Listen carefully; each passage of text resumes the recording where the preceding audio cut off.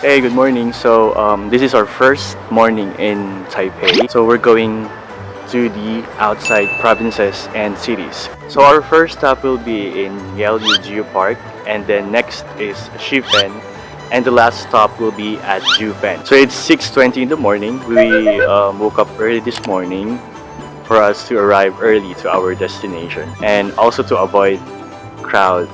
So ngayon, the temperature is around 19 degrees. So hindi siya ganun kalamig. So ito lang yung outfit ko. And naka-shorts ako. Ayun. Kasi hindi naman siya ganun kalamig. Kayang-kaya pa yung temperature. We are walking now towards the train station.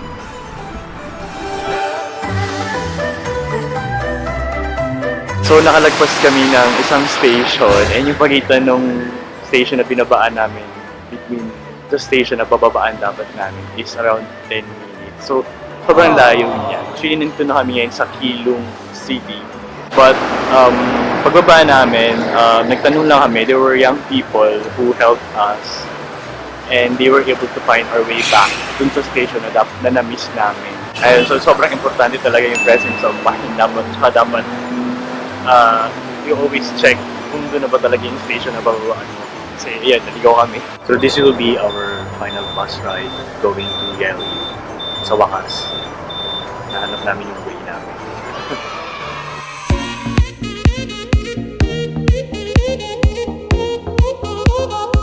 Ayun, finally, we're here! After 2 hours, we are 1 hour late dun sa expected time of arrival namin dito. Pero okay lang, at least nakarating na kami dito. Woohoo! Yes!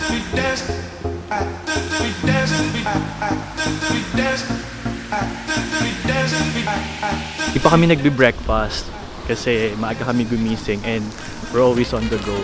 Pagkagising namin, proceed kaagad kami dito. Pero good thing kasi meron kaming snacks na baon na bili pa namin sa Pilipinas.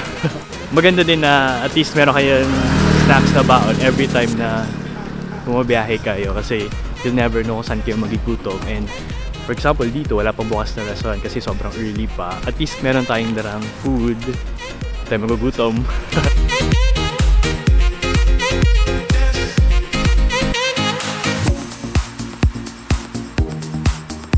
So we are now here at the entrance area of the Yehliu Geopark. So nakikita ko na yung parang mga yellow something. Mga rock formations daw, sabi niya. Rock formations na yellowish. Siguro that's why it's called Yehliu kasi yung color. Siguro. Ka-color ka pa naman ng yellow pa naman yung I'm wearing yellow now. Yehliu Geopark is a 2-hour bus ride from Taipei. Just hop on the bus number 1815 at Chengqing Station and get off at Yehliu. Grabe, sobrang lakas ng hangin. Sira na yung buhok ko.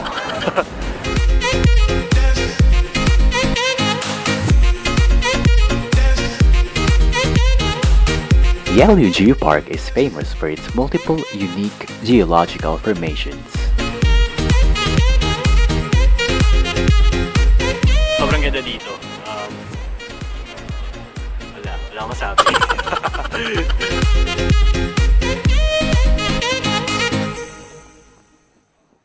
So yung highlight ng pagpunta niyo sa Yehliu Geopark is to see the Queen's Egg. So yun yung pinaka-prestigious na formation daw na makikita niyo doon.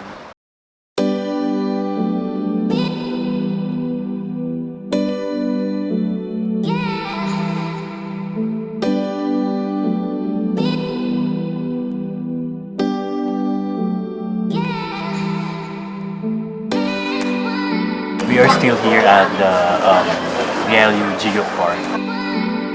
Upon exiting the geological park is Yehliu Market.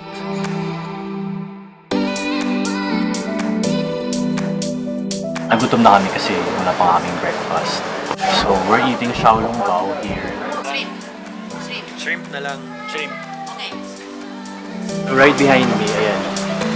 Prepare nila yung food na in-order namin.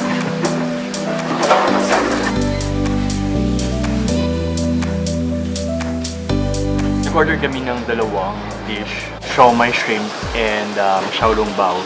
So each is 100 NTD. So 200 NTD lang siya or New Taiwan dollar. So alam ko mura yun dito sa mura yun sa price na yun. I don't know, but gutom na kasi kami, so we need to eat. This is the show.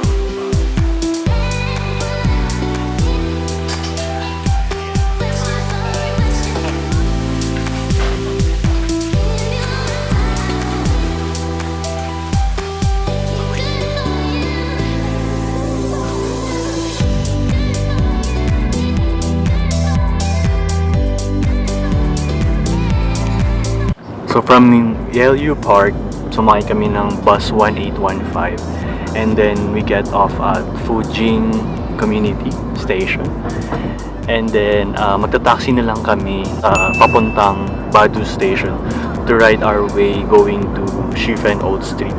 Kasi kung susundan namin yung Google Maps, it will take us 3 hours going there. Unlike itong ginawa namin which will cut at least 2 hours. Imagine 2 hours yung makakat. So mas practical and mas cost efficient. So we are now here in Badu Station kung saan sasakay kami going to Shifen Old Street. So nag-taxi lang kami and mabait ang taxi driver kasi sobrang laki nung money na dala namin. Pero sinuklian niya kami up to the last centavo. From here, dalawang train rides na lang and nasa Shifen Old Street na kami.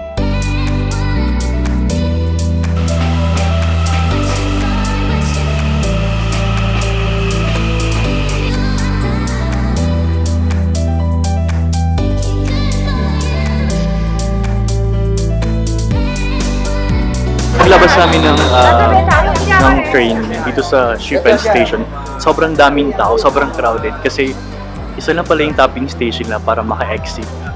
Kaya sobrang haba ng pila at sobrang daming tao. Shifen Old Street includes alleys, lanes, and the Shifen railway station. It is formerly used to transport coals during Japanese era. It is also famous for its Sky Lantern Festival.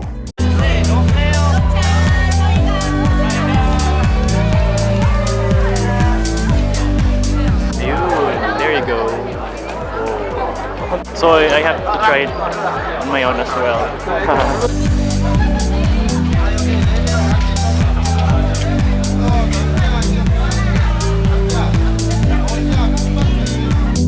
You can go here to create a lantern with a wish written on it and set it into the sky.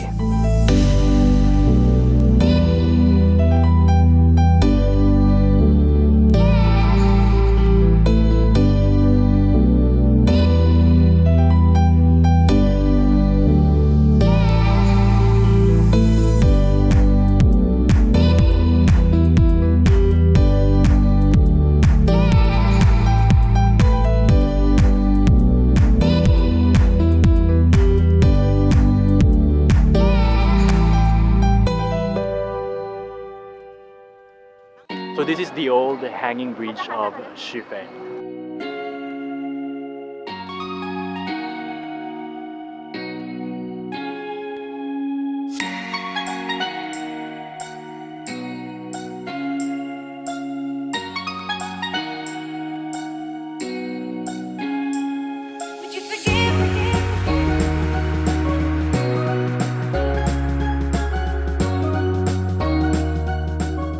We are now here in Jiufen Old Street and this is our final stop for today.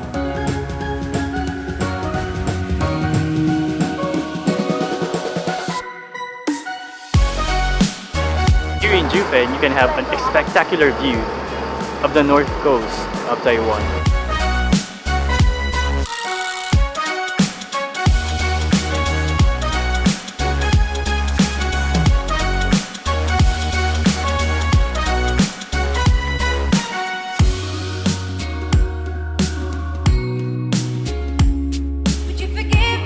Jiufen contains numerous small alleys that snake around the area. It offers a lot of food variations. Most of the food stores here offer free tastes for you to try before purchasing them. Jiufen also offers a lot of beautiful lanterns which is very pleasant to the eyes, especially during the evening.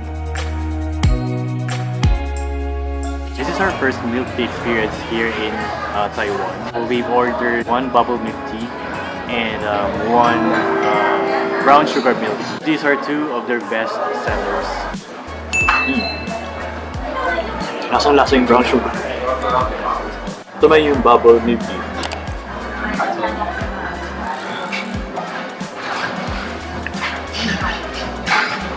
Almost type ko siya.